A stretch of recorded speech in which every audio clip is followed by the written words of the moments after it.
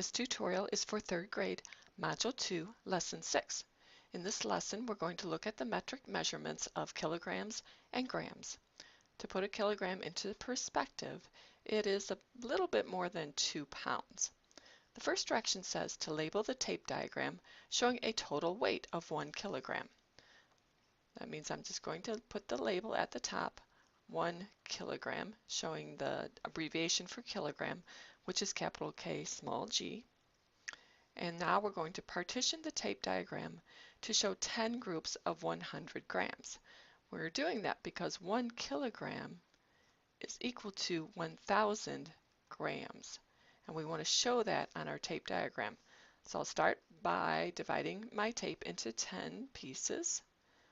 Try to make them somewhat equal.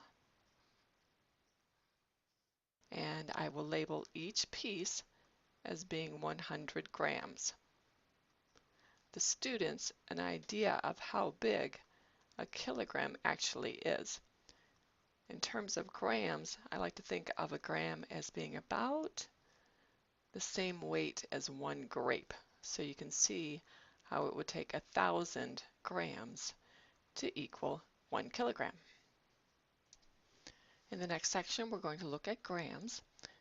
You can see we have part of a tape diagram and it has 10 grams in it. We're going to draw more groups of 10 grams until we have 100 grams.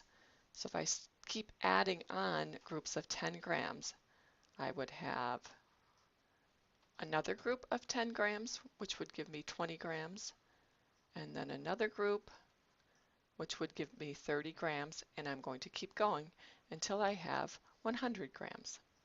Now I have 80 grams, and then 90 grams, and finally 100 grams. Now, how many groups of 10 grams did we need to have 100 grams? Well, you can count 1, 2, 3, 4, 5, 6, 7, 8, 9, 10. It takes 10 groups of 10 grams to equal 100 grams. In the next section, we have a tape showing 1 gram, and we're going to continue drawing groups of 1 gram until we have 10 grams. So I'll do the same thing as I did in the previous problem. Now I have 2 grams, 3 grams, and I'll continue drawing those groups of 1 gram until I get 10 grams. Here's 9 grams and 10 grams.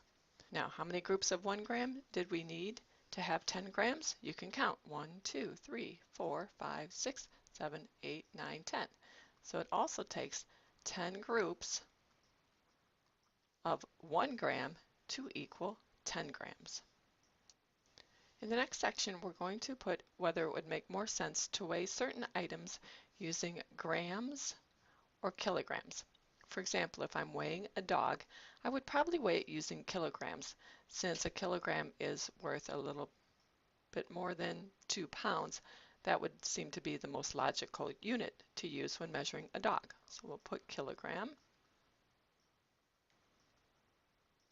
And a nickel is a lighter object, and grams are lighter, so we would probably measure a nickel using grams. Here are 2 more objects. Since a pencil is a lighter object, we would measure that using grams. But to measure an alligator, we would probably measure it with kilograms. So you can start to get a sense of what the weight of a gram is compared to a kilogram.